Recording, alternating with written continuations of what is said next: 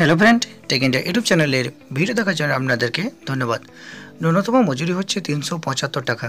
গঠিত হলো বিশেষ কমিটি। এই প্রথম জাতীয় স্তরের ন্যূনতম মজুরি চালু হতে চলেছে। তো কারা পাবেন এই মজুরি? ৩৭৫ টাকা দৈনিক মজুরি কাদের জন্য করা হলো? পুরো ব্যাপারটাই আমি এই ভিডিওর মাধ্যমে জানিয়ে দেবো। ভিডিওটা অবশ্যই শেষ পর্যন্ত দেখুন। তো ভিডিওটা শুরু করার আগে আজকের ধাঁধাটা অবশ্যই দেখে নিন। আপনার মতামতের উত্তরটা অবশ্যই কমেন্টস করে জানাবেন। তো দেখুন নিচে 5টা বর্ণ দেওয়া হয়েছে এলোমেলোভাবে। সেই 5টা বর্ণকে সাজিয়ে একটা শব্দ গঠন হবে। তো অবশ্যই সেই শব্দটা কি হবে, আপনার মতামতের উত্তরটা নিচে কমেন্ট বক্সে কমেন্ট করে অবশ্যই জানাবেন। ভিডিওটা শুরু করার আগে আপনার কাছে একটাই রিকোয়েস্ট, যদি এখনও পর্যন্ত আমার চ্যানেলটিকে সাবস্ক্রাইব না করে থাকেন তাহলে আমার চ্যানেলের নিচে যে লাল রঙের সাবস্ক্রাইব আছে সেখানে ক্লিক করুন এবং পাশের বেল আইকনটি অন করে দিন, কারণ যখনই আমি নতুন ভিডিও ছাড়বো সবার প্রথম তার নোটিফিকেশন আপনি পেয়ে যাবেন। তো চলুন আজকের ভিডিওটা শুরু করা যাক।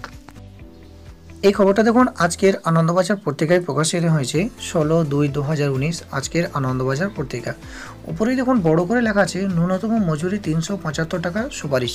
তো মজুরিটা কারা পাবেন, ৩৭৫ টাকা মজুরি কাদের জন্য ঘোষণা করা হলো সেটাই দেখুন ডিটেলসটা এখানে দেওয়া আছে। জাতীয় স্তরে ন্যূনতম দৈনিক মজুরি গড়ে ৩৭৫ টাকা করার সুপারিশ করল এ ব্যাপারে গঠিত বিশেষ কমিটি।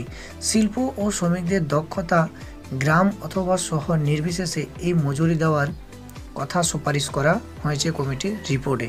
শ্রমিক সংগঠন, সংস্থা কর্তৃপক্ষ সহ সংশ্লিষ্ট সমস্ত পক্ষের মতামত জানার জন্য সুপারিশগুলি শ্রম মন্ত্রকের ওয়েবসাইটে দেওয়া হয়েছে। এই প্রথম জাতীয় স্তরের ন্যূনতম মজুরি চালু হতে চলেছে। এতদিন শিল্পভিত্তিক ন্যূনতম মজুরি চালু ছিল। বিভিন্ন রাজ্যে মহার্ঘ ভাতার অঙ্কের ভিত্তিতে হেরফের হতো মজুরির অঙ্ক।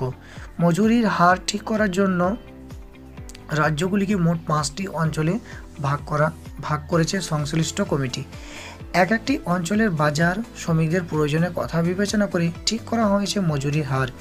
পশ্চিমবঙ্গ সহ পূর্বাঞ্চলের রাজ্যগুলির জন্য ন্যূনতম মজুরি হার সুপারিশ করা হয়েছে দিনে 342 টাকা অথবা মাসে 8,892 টাকা। সর্বোচ্চ দৈনিক 447 অথবা মাসে 11,622 টাকা হারে মজুরি সুপারিশ করা হয়েছে দিল্লি, গোয়া, হরিয়ানা, হিমাচল প্রদেশ এবং পাঞ্জাবের শ্রমিকদের জন্য। তো এখানটা দেখুন বুঝতেই পারবেন, এখানে যারা শিল্প বা শ্রমিক হিসাবে কাজ করছেন গ্রামে শহরে, যারা শ্রমিক হিসাবে বিভিন্ন কলকারখানায় কাজ করছেন তাদের কিন্তু মজুরিটা ৩৭৫ টাকা ন্যূনতম করা হয়েছে। যেখানে পশ্চিমবঙ্গে যারা বিভিন্ন শিল্প বা কারখানায় কাজ করছেন শ্রমিক বা দৈনিক মজুরিতে কাজ করছেন যারা, তাদের কিন্তু 342 টাকা হিসাবে কিন্তু করা হয়েছে 8,892 টাকা। তো এটা একটা কথা বলে রাখি, এটা কিন্তু যারা অস্থায়ী কর্মচারী আছেন, যেমন সরকারের অস্থায়ী ভিত্তিতে যারা চাকরি করছেন তাদের জন্য কিন্তু এটা নয়। যারা শ্রমিক হিসাবে কাজ করছেন বিভিন্ন কলকারখানা বা গ্রামেগঞ্জে, এটা কিন্তু তাদের জন্য প্রযোজ্য। তো আশা করি ভিডিওটা ভালো লাগবে। যদি ভিডিওটা ভালো লাগে অবশ্যই ভিডিওটা নিচে একটা লাইক দেবেন এবং ভিডিওটা সবার মধ্যে শেয়ার করবেন। Thank you.